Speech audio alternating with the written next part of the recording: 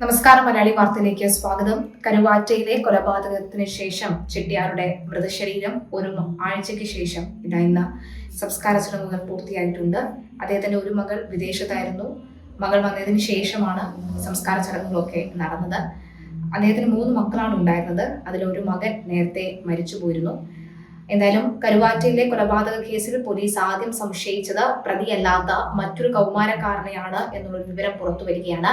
കഴിഞ്ഞ ശനിയാഴ്ച രാത്രിയാണ് ഈ മാടപ്പുരയ്ക്കൽ പടിയിറ്റയത്തിൽ ശിവൻകുട്ടി ചെട്ടിയാർ എന്ന 67 വയസ്സുകാരൻ കൊല്ലപ്പെട്ടത്.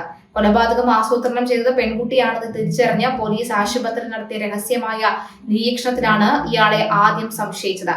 സംസാരത്തിനിടയിൽ ഈ കൗമാരക്കാരൻ നൽകിയ വിവരങ്ങളാണ് പിന്നീട് പോലീസിന് യഥാർത്ഥ പ്രതികളിലേക്ക് എത്താനുള്ള വഴിയൊരുക്കിയത്.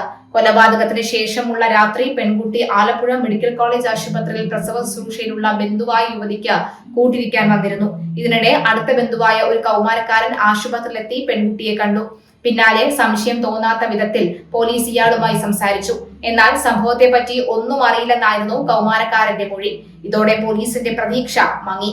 എന്നാൽ സംസാരത്തിനിടെ പോലീസിൽ നിന്ന് യഥാർത്ഥ പ്രതിയുടെ പേര് കേട്ടപ്പോൾ ആ പേരിൽ തനിക്കറിയാവുന്ന ഒരാൾ ഉണ്ട് എന്ന് ഈ കൗമാരക്കാരൻ പോലീസിനോട് പറഞ്ഞു.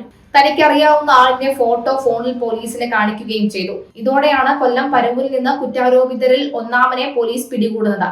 അതേസമയം കുറ്റാരോപിതരിൽ ഒരാൾ ഇവരുടെ സുഹൃത്തിനെ തേടി കൊല്ലം പാരിപ്പള്ളി പോലീസ് സ്റ്റേഷനിൽ എത്തിയിരുന്നതായി അന്വേഷണ ഉദ്യോഗസ്ഥർ സ്ഥിരീകരിച്ചു.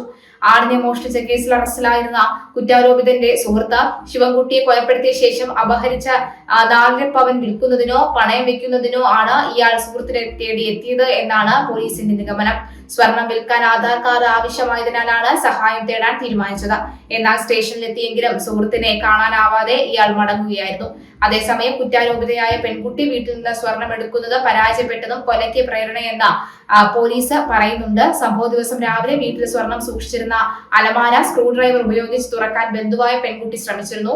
പുറത്തു പോയിരുന്ന ചെട്ടിയാർ വീട്ടിലെത്തിയപ്പോൾ ഇത് കണ്ടു. പിന്നാലെ ഇയാൾ കുട്ടിയെ ശാസിക്കുകയും സ്ക്രൂ ഡ്രൈവർ വാങ്ങി നിലത്തെറിയുകയും ചെയ്തു. സംഭവം കുട്ടിയുടെ അമ്മയെയും ബന്ധുക്കളെയും അറിയിക്കുമെന്നും ഭീഷണിപ്പെടുത്തി സ്വർണം വിറ്റ ശേഷം ഫോൺ വാങ്ങാനാണ് പെൺകുട്ടി തീരുമാനിച്ചിരുന്നത്. ഇനിയും വൈകിയാൽ സ്വർണം കൈവിട്ടു പോകുമെന്ന് കുട്ടി കരുതിയിരിക്കാമെന്നാണ് പോലീസിന്റെ നിഗമനം.